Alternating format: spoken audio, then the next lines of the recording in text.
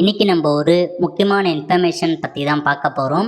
அதாவது தமிழகத்தில் இந்த இடங்களில் பொது சேவை மையமாக மாற்ற போகிறாங்க. அதில் ஆதார் போன்ற பல்வேறு சேவைகளை கொண்டு வருவதாக ஒரு முக்கிய அறிவிப்பு வெளியிட்டிருக்காங்க. இப்போ இதை பற்றின மொத்த இன்ஃபர்மேஷன் தான் இந்த வீடியோ பார்க்க போகிறோம். இந்த வீடியோ ஸ்கிப் பண்ணாமல் ஃபுல்லாக பாருங்க. அது மட்டும் அல்ல, இந்த வீடியோ நிறைய பேருக்கு ஷேர் பண்ணுங்க. ஓகே, அதாவது இன்னைக்கு ஒரு அப்டேட் கொடுத்துருக்காங்க பாருங்க. தமிழகத்தில் 4453 தொடக்க வேளாண்மை கடன் சங்கங்கள் இனி பொது சேவை மையங்களாக செயல்படும் அப்படின்னு அறிவிப்பு வெளியிட்டிருக்காங்க. மாநிலங்களவையில் கனிமொழி NVN சோமு MP பார்த்தா கேள்விக்கு மத்திய அமைச்சர் அமித்ஷா பதிலளிச்சிருக்கார். என்ன பதிலளிச்சிருக்காருன்னா, தமிழகத்தில் உள்ள 4453 தொடக்க வேளாண்மை கடன் சங்கங்கள் இதுக்கப்புறம் பொது சேவை மையங்களாக செயல்படும் அப்படின்றத சொல்லியிருக்காங்க.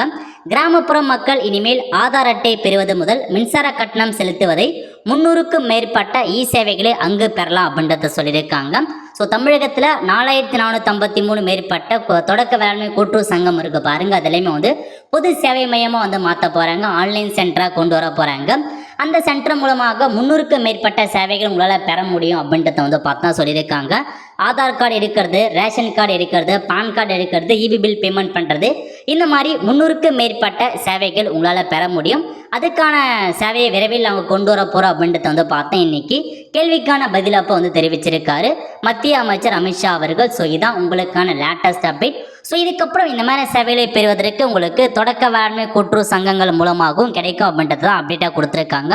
ஸோ கண்டிப்பாக இதான் உங்களுக்கான இன்ஃபர்மேஷன். ஆல்ரெடி தமிழகத்தில் பல்வேறு சேவை மையங்கள் இருக்குது, CSC சென்டர் இருக்குது, ப்ரௌசிங் சென்டர் இருக்குது. அதையும் தவிர்த்து இப்போ இது எக்ஸ்ட்ரா ஒரு 4453 சென்டர் புதுசாக துவங்குறதா மத்திய அரசு சார்பை சரி தெரிவிச்சிருக்காங்க. பட் ஆதார் சென்டர் அந்த மாதிரி சென்டர் வந்துச்சு அப்படின்னா கண்டிப்பாக பெட்டராக தான் இருக்கும். ஸோ மற்ற சர்வீஸோட ஆதார் சர்வீஸ் இருந்தால் மற்ற எல்லாருக்குமே ஹெல்ப்ஃபுல்லாக இருக்கும். ஏன்னா இப்போதைக்கு ஆதார் எடுப்பது தான் நிறையா பார்த்தா டிமாண்டாக இருக்குது. ஸோ புதுசாக இருக்கிறதாலும் சரி, கரெக்ஷன் பண்ணதாலும் சரி, நிறைய இடங்களில் பார்த்தா பண்ணுறது கிடையாது. லிமிட்டட் இடம் தான் இருக்குது. ஸோ அதன் காரணமாக ஆதார் சென்டரை இன்னும் நிறையா அதிகரித்தாங்கன்னா கண்டிப்பாக ஹெல்ப்ஃபுல்லாக இருக்கும். ஸோ இப்போதைக்கு இதான் உங்களுக்கான இன்ஃபர்மேஷன்.